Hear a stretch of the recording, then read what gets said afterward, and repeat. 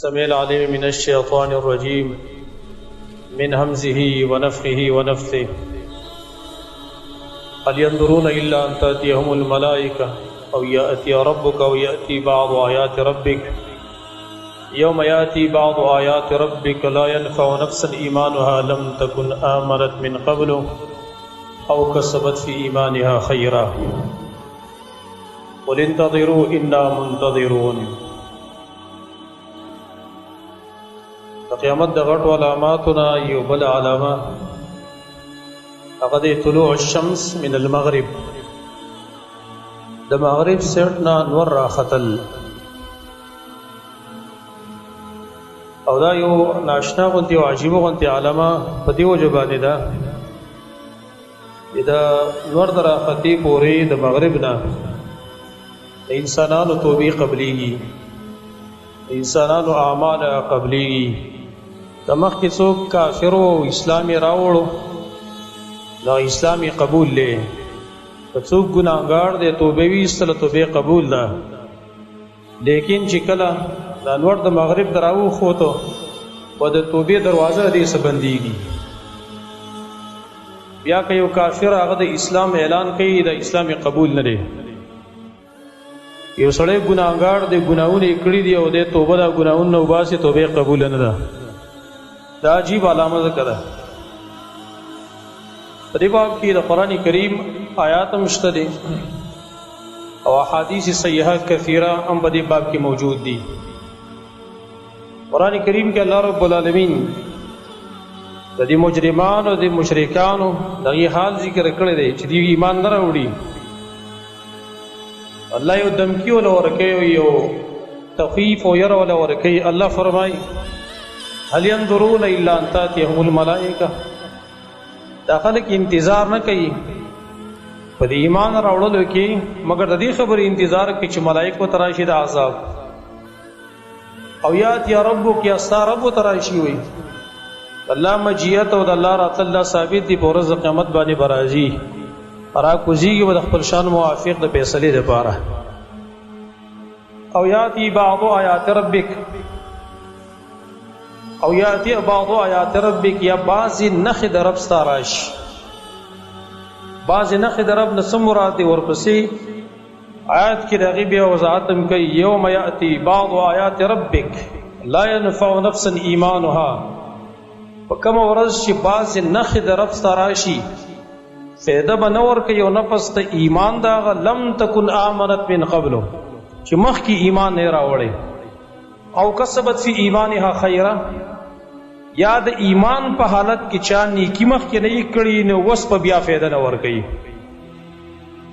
الله یقول انتظروا انا منتظرون. اے نبی دې خلکو ته یې چې بس که تاسو د دې خبر انتظار کوو جو تاسو به انتظار کوئ موږ به انتظار کوو. یوم یاتی بعض آیات ربک، باور چې بعض نښې د رب ستا راشي د دې نه مراد سره حدیث رسول الله صلی الله علیه وسلم ای په خپله تشریح کړې ده چې د دې نه مراد هغه د طلوع الشمس من المغرب، د مغرب د طرف نه نور راختلی. امام ابن جریر خپل تفسیر کې لیکلی دی چې بس دا قول د حدیث په بنیاد باندې راجح قول له صحیح حدیث په کې موجود دی، جمهور مفسرین قول هم دا دی. امام شوکانی فتح القدیر کې ویلي نور اهل علم ویلي دي چې مراد د دې نه د مغرب د طرف د نور راختلی، او حدیث صحیحه په دې باب کې هغه وګورئ. اول نمبر حدیث نبی صلی الله علیه وسلم فرمایي لا تقوم الساعة حتى تطلع الشمس من مغربها، قیامت پر نه قائمیږي څو پورې چې نور د مغرب نه نه راختلی. فاذا طلعت، او کله چې د مغرب نه راوخیږي فرآها الناس آمنوا، او خلک یې ویني نو ایمان به راوړي، اجمعون ټول په ټوله به خلک ایمان راوړي، د ایمان اعلان به وکړي. د الله نبي وایي فذاک حین لا ينفع نفسا ایمانها لم تكن آمنت من قبل او کسبت فی ایمانها خیرا. دا الفاظ نبی صلی الله علیه وسلم فرمایل چې خلک به ټول اعلان وکړي د ایمان راوړو. خدا هغه ټیم دی چې په دې کې با ایمان فایده نه ورکوي چې مخکې چا ایمان نه راوړی، یا په حالات د ایمان کې هغه نیکی نه وي کړي توبه نه ایستلی، نیک اعمال نه کړي، هغه فایده نه ورکوي. امام بخاری امام مسلم د حدیث نقل کړي او دې حدیث بیا تشریح وکړه دغه آیات چې کوم آیات کې راغلي چې بعض نخې د رب راشي فایده ونه ورکوي ایمان، هغې نه مراد طلوع الشمس من المغرب، د مغرب له طرف نور راختلی. دویم حدیث پر باب کې دا دی، نبی صلی الله علیه وسلم یو فیری فرمایل بادروا بالاعمال ستا، مخکې اعمال وکړي دغه شپږو نښو نه، شپږ نښې ذکر کړي چې پای کې دجال دی او عیسی علیہ السلام نزول له دابت الارض راوتلی وغیرہ، نه پای کې یو دا ذکر کړي دي یو د طلوع الشمس من مغربها، د مغرب ته طرف ته نور راختل، دا نه مخکې اعمال وکړي، ځکه دا نه وروسته بیا اعمال دغې څه حیثیت نشته دی. ځکه چې په دغه ټیم کې څوک ایمان راوړي، په دا ټیم کې څوک توبه وباسي، وایي دا داسې دی لکه په وخت د زنکدن کې سړی چې د زنکدن په ټیم کې ساره روانه شوه د بدن نه، او په دغه ټیم کې سړی توبې وباسي، دې توبې له اعتبار نشته، ځکه نبي صلی الله علیه وسلم فرمایلي که نه ان الله يقبل توبة العبد ما لم يغرغر، الله د خپل بنده توبه قبلې څو پورې چې ساه شروع شوي نه، حالات د غرغري معنی د نزعي چې ساه اخیستلی کېږي، دغه ټیم کې که سړی ډېر توبې وباسي او دا ټیم کې سړی نیک اعمال هم شروع کول غواړي، خو دې څه اعتبار هغه نشته دی. دقه رنګین د مغرب نه چې کله نور راوخوت دا داسې ده لکه حالات د نزعي د سړي نه ګرې ساه خېږي، په دې کې اعتبار نشته ایمان له، او دارنګې نیک اعمال صالحه به دا ټیم کې نه قبلېږي. او بیدام یاد لري غټو علامو کې دا قیامت ته ګورئ ډېره نږدې علامه ده، او بعضې حدیث کې په دې باندې د اولې علامې اطلاق شوی دی، ان اول الآیات خروجا طلوع الشمس من مغربها. غټو علامو کې اول نمبر علامه پر اخکار کېدلو کې هغه د مغرب سیډ نور اخکار کېدلی او مغرب سیډ نور راختلی. دا روایت د مسلم کې راغلی دی. یو پیر نبی صلی الله علیه وسلم صحابه کرامو ته بیان کو، خطاب ورته کاو. ابو ذر رضی اللہ عنہ او فرمائی ماته پیر نبی صلی اللہ علیہ وسلم فرمایل تاسو ته پوهیږئ صحابو ته لتدرون این تذهب هذه الشمس، تاسو ته پته شته انور چرته روان دی؟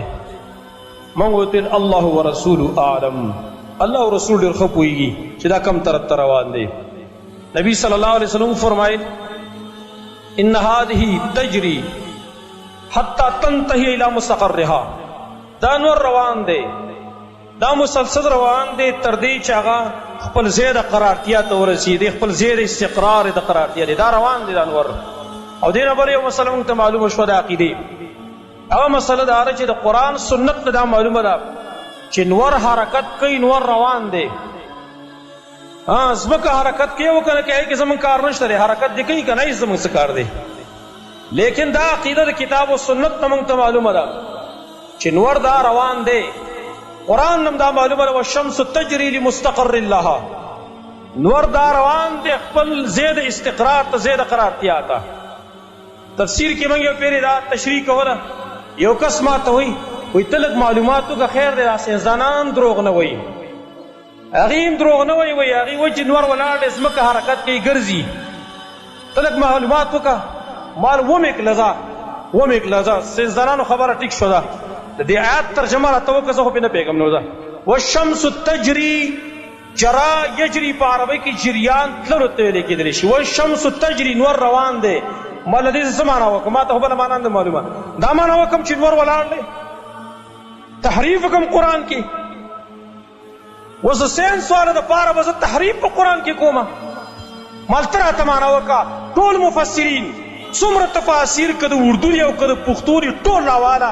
که د دې تجري معنا هغې د ودرېدلو کړې وه، زه به وکړم. تجري دا خو په عربۍ کې دا و، دا خلک ټول په دې باندې پوهېږي چې تجري معنا روانېدل. اوس د دې دپاره به زه د الله کلام بدلوم، په خپله وایي بدلېږي نه، وایي قرآن بدلوي. او تجربات دي کله صحیح شي او کله غلط شي، ایسه اعتبار دی. ځمکه حرکت کوي که نه کوي، کتاب و سنت کې موږ ته وضاحت دی نشته دی، حرکت دی هغه هم کوي که نه هغه دی هم کوي، او نور دی هم حرکت کوي، نور دی رواني. حدیث هم په صریح دلیل دی،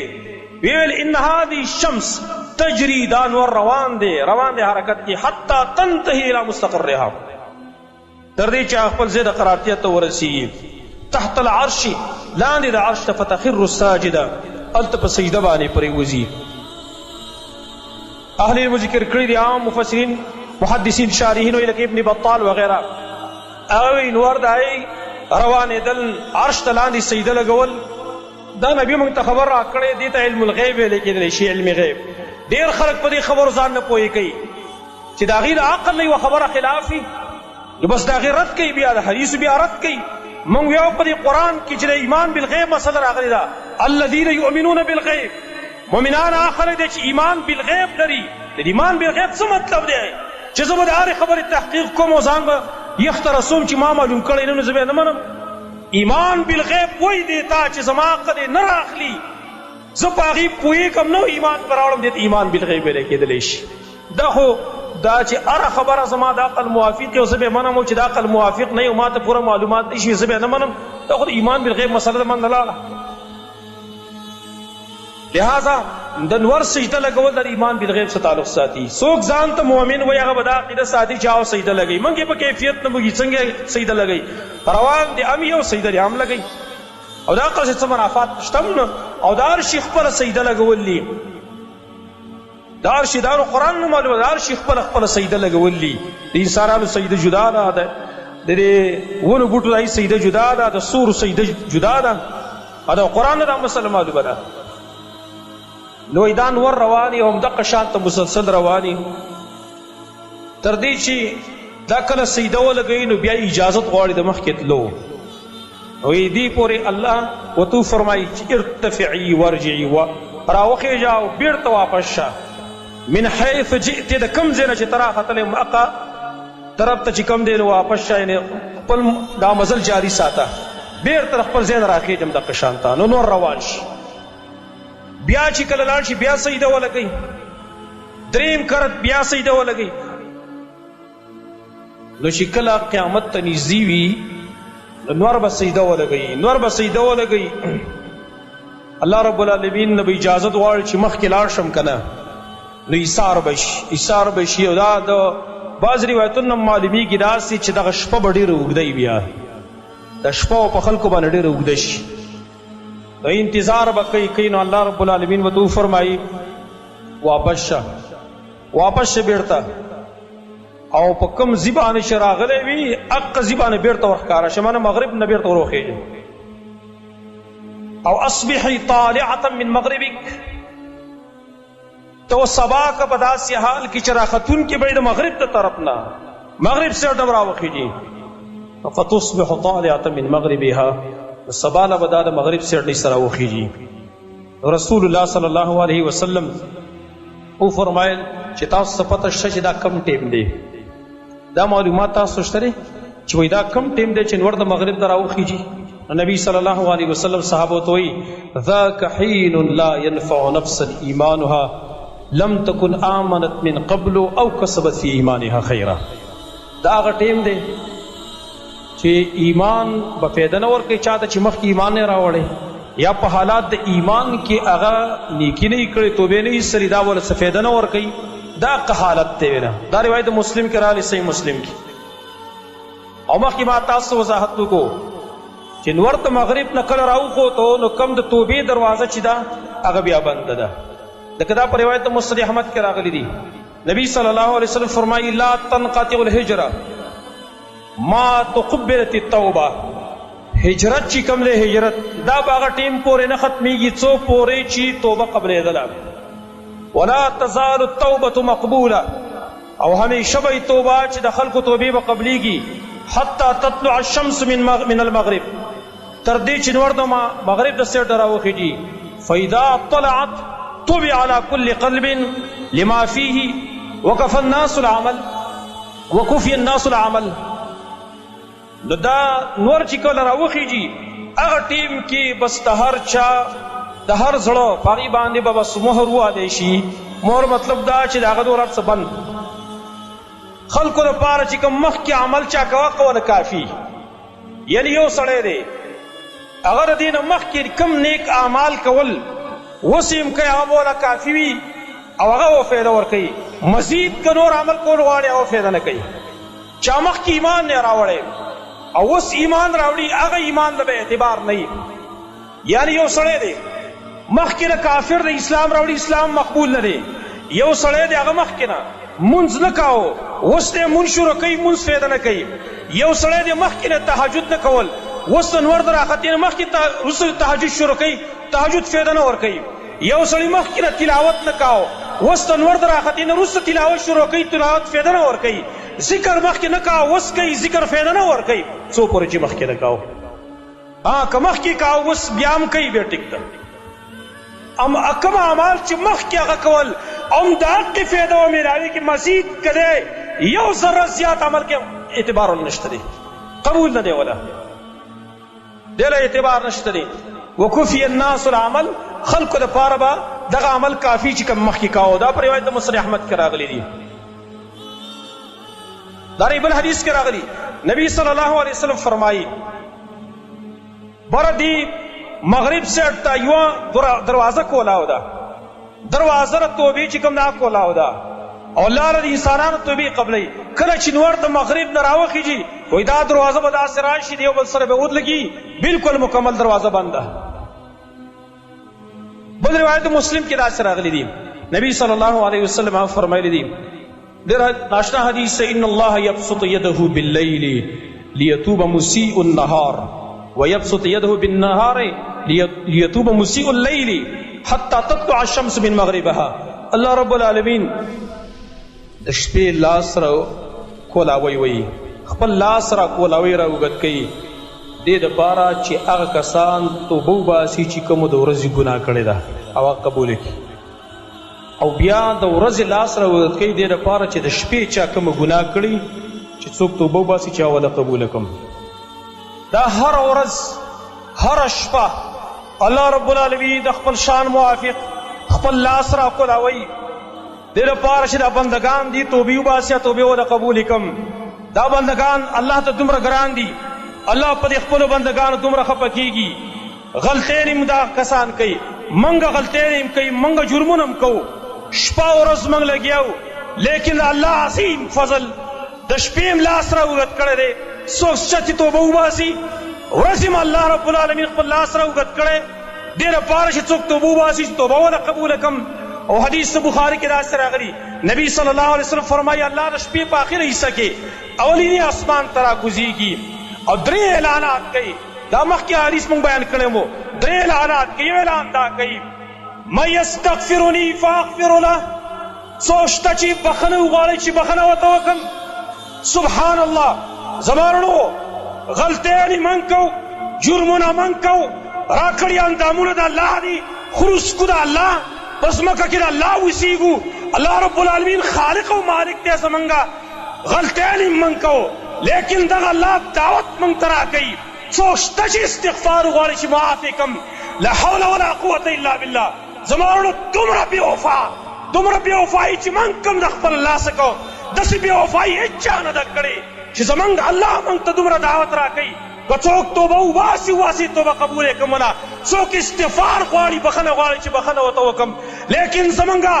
ټول انسانان ټول نوجوانان بوډاګان زنانه ټول اوده پراته وي هېڅوک د شپې نه راپاڅېږي چې خپل الله تعالی صفت کړي چې یا الله تا ویلي دي چې څوک شته چې استغفار غواړي یا الله زه راپاڅېدلم زه استغفار غواړم زه ټوله ورځ شپه ګناهونه کوم یا الله معافي غواړم ته زموږ نه چا ویلي ده هېڅوک ته راپاڅي. او درېیم اعلان کوي من یسألني فاعطیه څوک دی چې څه وغواړي چې ورکړم ولا. درېیم من یدعوني فاستجیب له څوک دی چې دعا وغواړي چې قبوله کړم ولا. درې قسمه اعلانات زموږ الله کوي. زمانو دا حدیث ګوره ډېر د امید حدیث دی ډېر د خوشحالۍ حدیث دی لیکن موږ هغې له لته ورکړې ده موږ ورته تیار نه یو د هغې بنودلو ته چې خپل الله ته شپې راپاڅي چې الله ستا ډېرې خوږې خبرې دي او ستا ډېر زیات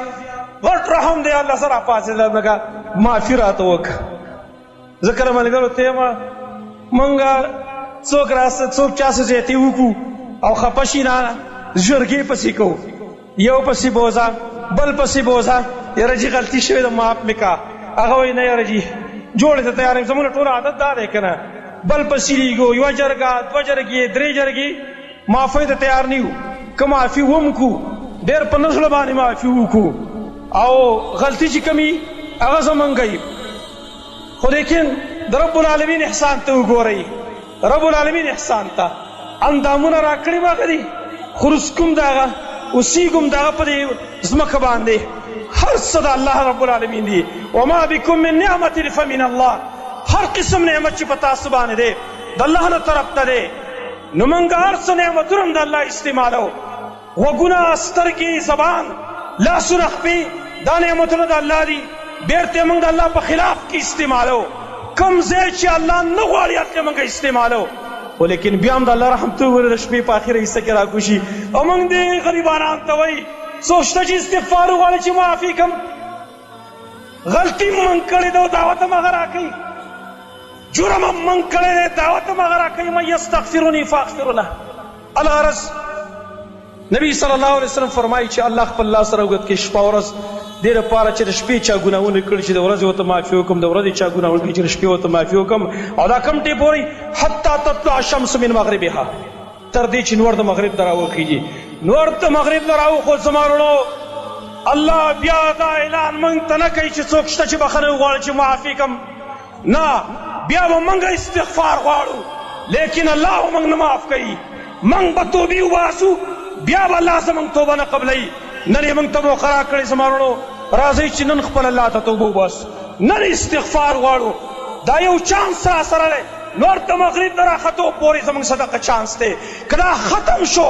بیا توبه هم ختمه استغفار هم ختم شو لیکن زه ډېر په افسوس سره وایم چې موږ ورځ تېرېږي شپه تېرېږي موږ د الله نه ښه لرې کیو پکار دا و چې الله ته موږ نږدې کېدلی موږ ښه د الله نه لرې کیو تاسو چې ګورئ په دې سوشل میډیا باندې ناشنا ناشتا خبر راځي او زه یې مشرانو ته حیران یم مشران دې خفه کېږي نه بعضې سپین ګیري زه ټول نه یادوم بعضې سپین ګیري د سپین ګیرتوب په ټیم کې په لعنت باندې اخته یي د سپین ګیرتوب په ټیم کې په قهر باندې اخته یي سوشل میډیا باندې تاسو وګورئ یو بوډا سړی دی زه حیران شوم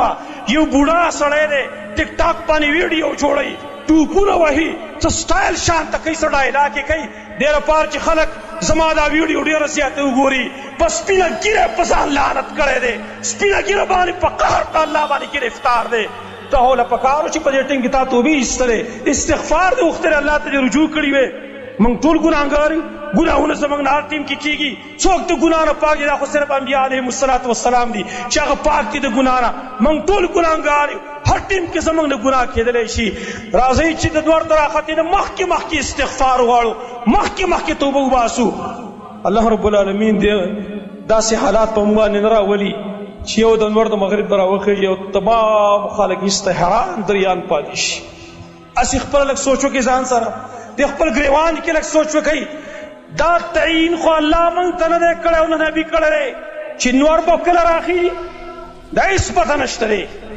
کېدی شي کال بعد راوخېږي میاشت بعد راوخېږي 2 کاله بعد راوخېږي لکه څنګه چې مخکې کلونو کې تاسو ته یاد دي اخبار والو صاحب یو غلط خبر خور کړی خبره بل شانته و دی بل شانته ذکر کړی وه اخبار شی سرخي کې لیکلي وو چې پلاني تاریخ باندې منور د مغرب نه راخېږي کله چې موږ معلومات نه بقیه وکتله نه اصل کې ساینسدانان ویلي مریخ سیاره د هغې دا شکل هم د ځمکې په شانته دی چې په هغې باندې وایي نور چې کوم دی په پلاني تاریخ بعد د مغرب نه راخېږي په مریخ سیاره باندې نور به د مغرب نه راخېږي خو په هغه ټیم کې موږ ته خپل استاد محترم شیخ امین الله حفظه الله هغه فرمایي وی له دې نه دا معلومېږي چې دا ځمکه د دې شکل هم د مریخ د سیارې په شانته دی هغه ټیم کې موږ ته ویلي وو کېدی شي احتمالي خبره څه لازمي نه احتمالي خبره ویل کېدی شي 100 کاله بعد نور هم د دې طرف ته راوخېږي ویل دا احتمال شته ویل دا معلومات هېڅ چاته نشته دی چې کله به راخېږي راځئ زما وروڼو نن موږ سره موقع موجود ده چې خپل الله ته رجوع کو توبه وباسو صرف چې دغه دروازه رانه بنده نه شي چې دا دروازه بنده شي بیا به څه کوو الله رب العالمین دې موږ تائبین او توبه ایستونکي او مستغفرین وګرځئ چې موږ توبې همیشه لپاره الله ته وباسو الله دې زموږ نه راضي شي بله علامه به انشاءالله تعالی بله جمعه کې بیان کو اقول قولي هذا